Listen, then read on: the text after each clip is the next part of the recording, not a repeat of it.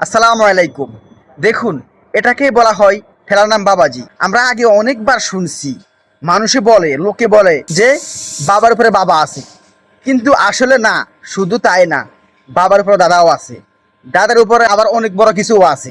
হ্যাঁ, যার প্রমাণ আমাদের আসিফ নজরুল স্যার। তিনি কি এমন একটা আইন করছেন আমাদের বিরুদ্ধে, প্রবাসীদের বিপক্ষে একটা আইন কইরা, মানে এখন নিজে টানা কয়েকদিনের আন্দোলনে রেমেডির শাটডাউনের ঘোষণায় তিনি তো রীতিমতো পুরো ভয় পেয়ে গেছেন। এখন লাস্টে আবার বিলাই মিয়াও মিয়াও তিনি আবার জায়গায় চলে আসছেন। তার প্রতি আমাদের কোনো গালাগাল, কোনো অশ্রদ্ধা, কোনো অসম্মান কিছুই ছিল না। হ্যাঁ, তিনি খামাখায় একটা আইন করে আমাদের বিরুদ্ধে তিনি আমাদেরকে খেপায় তুলছেন।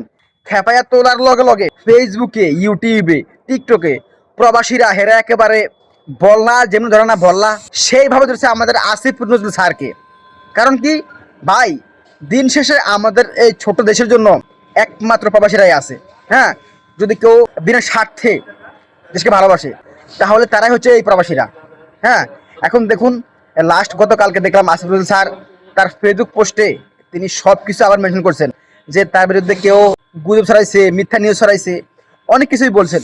ভাই যাই বলুন না কেন, নেক্সট টাইমের জন্য আপনি সোজা হয়ে যাবেন, সোজা। আমরা আপনাকে বলতে চাই, আপনি সোজা হয়ে যান। আমরা জানি আপনি অনেক ভালো মানুষ। হ্যাঁ, এটা আমরা জানি।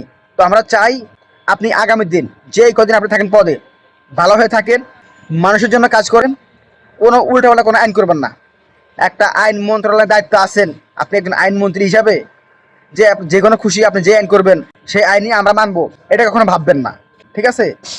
যাক, লাস্টে আপনি আপনি যে ভুল করছেন বা আপনার যে ভুল ডিসিশন নিয়েছিলেন, সব কিছুর জন্য আপনি ক্ষমা চাইছেন। ক্ষমা চাই আপনি আবার নতুন করে আপনার যে প্রতিক্রিয়া আপনি সেটা সবার সামনে বলছেন, সব কিছু খুলে পড়ার জন্য আপনাকে ধন্যবাদ।